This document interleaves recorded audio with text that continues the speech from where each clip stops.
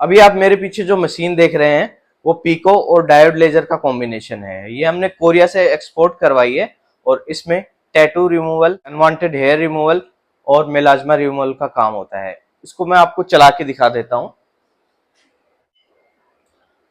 ये वाला जो स्टॉक है इसका, ये पिको लेजर है, दूसरा वाला है डायोड लेजर है।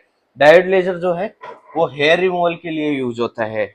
ये वाला जो स्टॉक है इसको डायोड लेजर बोलते हैं और ये हेयर रिमूवल के लिए हम यूज करते हैं। दूसरा जो इसका स्टॉक है ये पिको लेजर है। ये स्टॉक है, ये पिगमेंटेशन और टैटू रिमूवल के लिए यूज होता है। एक बार मैं आपको चला के भी दिखा देता हूँ। जब भी पिको श्योर मशीन को हम चलाते हैं तो इनमें फ्रीक्वेंसी और ये जो एनर्जी है इनके दो ऑप्शन आते हैं।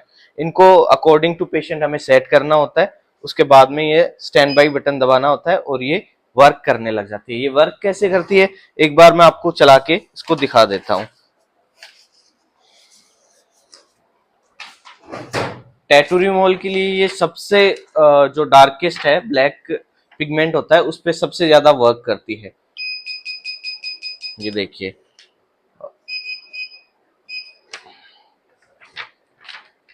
इसका ये नोजल है, ये चेंज करना पड़ेगा। ये कार्बन फेशियल्स के लिए यूज होता है, टैटू रिमूवल के लिए अलग होता है। ये वाला अटैचमेंट जो है ये टैटू रिमूवल और पिगमेंटेशन रिमूवल के लिए यूज होता है।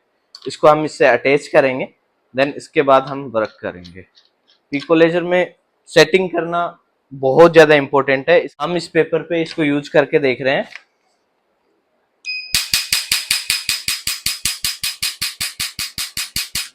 जैसे इस पेपर पे ये कलर उड़ गया है उसी तरीके से स्किन का भी जो मेलाज्मा या फिर टैटू है उससे ये कलर धीरे धीरे फेड कर देता है।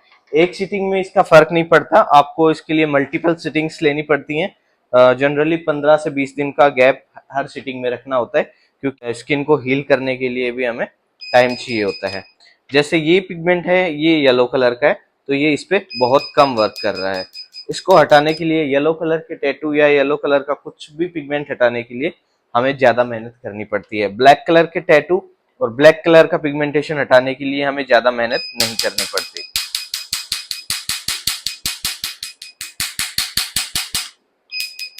ब्लू में भी हमें ज्यादा मेहनत नहीं करनी पड़ती। रेड, ग्रीन और येलो के लिए हमें बहुत मेहनत करनी पड़ती है। तो जब भी आप नेक्स्ट टाइम टैटू बनवाएं तो आप सोच समझ के बनवाएं या फिर कलरफुल टैटू ना बनवाएं। हेयर रिमूवल के लिए लेजर मशीन कैसे काम करती है एक बार इसका भी डेमो मैं आपको दिखा देता हूँ। इसमें हम पिको लेजर सेलेक्ट नहीं करेंगे, इसके लिए डायोड लेजर यूज होती है। तो हम डायोड लेजर को सिलेक्ट करके हम उसके बाद में इसका पार्ट सेलेक्ट करेंगे कि स्मॉल पार्ट है, मीडियम है, लार्ज है या एक्स्ट्रा लार्ज है। तो हम स्मॉल पार्ट चूज करके इधर से अपने स्किन का कलर सेलेक्ट करेंगे। स्मॉल पार्ट सेलेक्ट करके इसको स्वाइप करेंगे। जैसे ही स्वाइप करेंगे इनमें ये सेटिंग्स आ जाती है।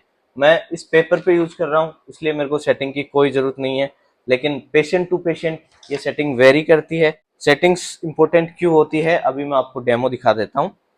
ये मैंने इसको चालू किया है और ये देखिए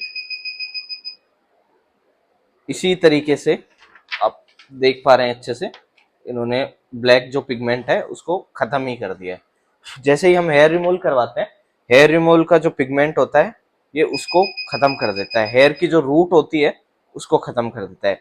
हेयर रिमूवल करवाने से पहले हमें हेयर को रेजर से हटा के आना होता है। भी वैक्स या थ्रेडिंग करवा के आप हेयर रिमूवल करवाने मत आइए क्योंकि उस टाइम पे हेयर्स की रूट्स ही नहीं होती हैं। तो जब हेयर्स की रूट ही नहीं होगी तो मशीन हमारी किस चीज पे काम करेगी। इस तरीके से ये ब्लैक पिगमेंट पे काम करता है और ये उस पिगमेंट को जला देता है, खत्म कर देता है। ये देखिए टैटू रिमूवल के जैसे ही हेयर रिमूवल में भी एक ही सिटिंग से काम नहीं चलता, आपको बार बार आना पड़ता है। कम से कम 5 या 6 बार सिटिंग लेनी होती है। 5 और 6 सिटिंग के बाद मेंटेनेंस सिटिंग होती है। उनमें शुरू में 3 महीने में एक बार सिटिंग होती है, उसके बाद हर 6 महीने में हर साल एक एक सिटिंग हेयर रिमूवल की होती रहती है।